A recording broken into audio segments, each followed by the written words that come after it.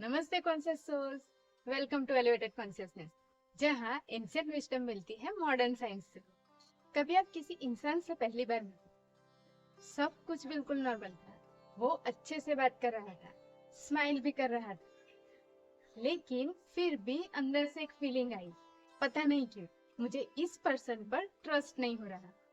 आपके पास कोई solid reason नहीं था और कुछ टाइम बाद पता चला कि आपकी फीलिंग गलत नहीं थी। तब हम कहते हैं कि मुझे पहले ही गट फीलिंग आ गई थी। लेकिन क्या ये सच में कोई सिक्स्थ सेंस है? क्या हमारे अंदर कोई ऐसी मिस्टीरियस पावर है जो फ्यूचर को पहले ही सेंस कर लेती है, या फिर हमारा ब्रेन हमसे पहले कुछ ऐसा नोटिस कर लेता है जिसे हम कॉन्शियसली समझ नहीं पाते?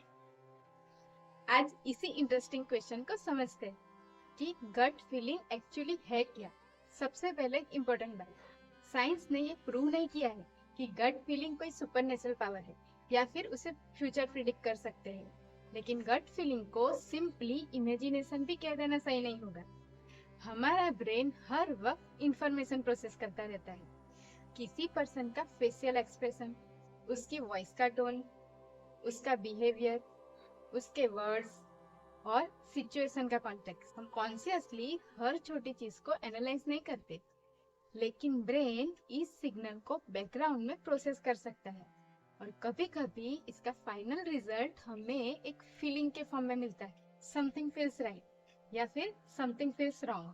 इसी तरह के एक्सपीरियंस को हम कॉमनली गट फीलिंग या इंट्यूशन कर देते हैं। अब इमेजिन कीजिए, आप एक नए वर्क प्लेस में गए।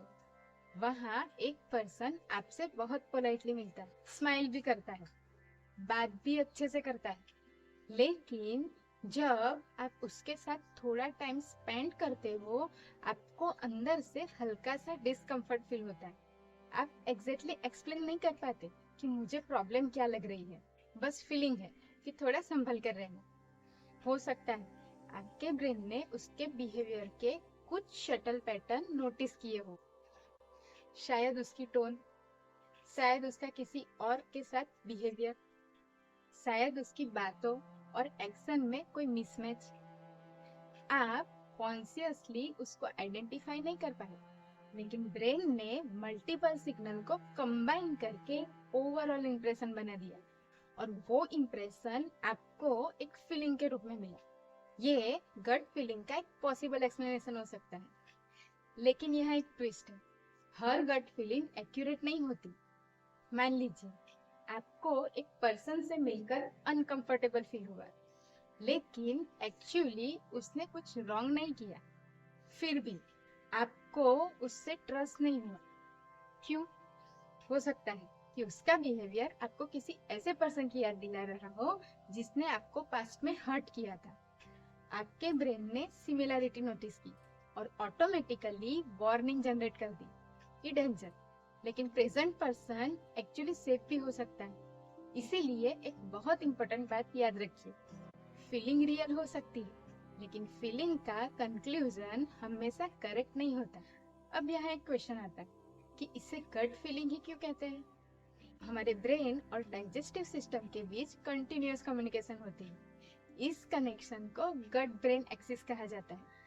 इसी वजह से इमोशन का इफेक्ट स्टमक पर भी फील हो सकता है, जैसे कि एग्जाम के पेट में बटरफ्लाइज दौड़ना, इंटरव्यू से पहले पेट में टाइटनेस होना, किसी स्ट्रेसफुल सिचुएशन में स्टमक अनइजी हो जाना, और कभी किसी एक्साइटिंग सिचुएशन में अंदर से लाइट और एनर्जेटिक फीलिंग आना।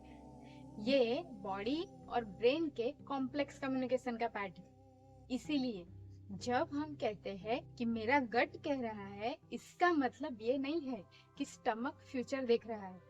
हमारे ब्रेन को बॉडी से कंटिन्यूअसली सिग्नल मिल रहा है और वो उन्हें इंटरप्रेट करता है। अब यहाँ ancient Indian wisdom surprisingly relevant हो जाती है। इंडियन फिलोसॉफी में एक ब्यूटीफुल कॉन्सेप्ट है, विवेक। इसे सिंपल लैंग्वेज में समझे तो विवेक मतलब क्या सच है और क्या सिर्फ हमारी धारणा है, इसे समझ पाने की क्षमता। इमेजिन कीजिए, आपको किसी पर्सन के बारे में फीलिंग आई, ये मुझे इग्नोर कर रहा है। अब विवेक आपसे कहेगा, रुको, फैक्ट क्या है? फैक्ट है उसने मेरे मैसेज का रिप्लाई नहीं किया। लेकिन इंटरप्रिटेशन है वो मुझे इग्नोर कर रहा है। दोनों सेम नहीं है। हो सकता है कि वो बिजी हो सकता है उसने मैसेज देखा ही ना हो, और हो सकता है कि आपकी इंटरप्रिटेशन करेक्ट भी हो। लेकिन बिना वेरीफाई किए फीलिंग को फैक्ट बना देना सही नहीं है। यही जगह है जहां अवेयरनेस और विवेक काम आते हैं। इंडियन विजडम का एक और ब्यूटीफुल आइडिया है, साक्षी भाव। सिंपल लैंग्वेज में कहे तो जो एक्सपीरियंस हो रहा है उसे ऑब्जर्व करना। जैसे आपको जेलसी फील हुई, नॉर्मली हम कहते हैं कि मैं जेलस हूँ, लेकिन थोड़ा अवेयरनेस के साथ हम कह सकते हैं कि मेरे अंदर जेलसी की फीलिंग आ रही है। डिफरेंस छोटा सा है लेकिन बहुत पावरफुल है। पहले आप फीलिंग के साथ कंप्लीटली आइडेंटिफाई हो गए, अब आप फीलिंग को ऑब्जर्व कर रहे हो।